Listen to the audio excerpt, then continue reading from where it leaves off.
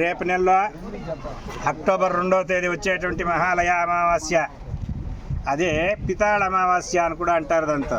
ఎందుకంటే మాలయ పక్షాల్లో పితృదేవతలకే చేసేటువంటి కార్యాలకే నిషిద్ధమైన ఇదే ప్రశస్తమైనటువంటి తిథులు అవి. ఏమి భాద్రపద శుద్ధ బహుళ పాడ్యము నుంచి అమావాస్య వరకు వచ్చేది ఆ 15 తిథుల్లో కూడా సంవత్సరంలో ఏ రోజు చనిపోయినా కూడా మనము పితృకార్యాలు చేయకపోయినా పక్షాల్లో పక్షమాసము మహాలయ అమావాస్య రోజున పిండ ప్రదానం చేస్తే ప్రతి సంవత్సరము చేసినంత ఫలము దాంట్లో వస్తుందన్నమాట.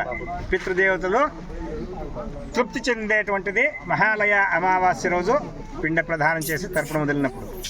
కాబట్టి రేపు నెలలో 2వ తేదీ అక్టోబర్ 2వ తేదీ గాంధీ జయంతి రోజున ఈ ఒక్క మహాలయ అమావాస్య వస్తుంది.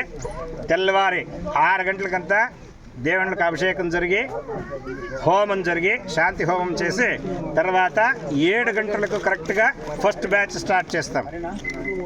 7 గంటలకు ఫస్ట్ బ్యాచ్ తర్పణాలు పిండి ప్రదానాలు జరుగుతుంది. తర్వాత 11 గంటలకు రెండో బ్యాచ్, 11 గంటలకు రెండో బ్యాచ్. అప్పుడు ఈ ఒక్క తర్పణాలు పిండి ప్రదానాలు అంతా జరుగుతుంది.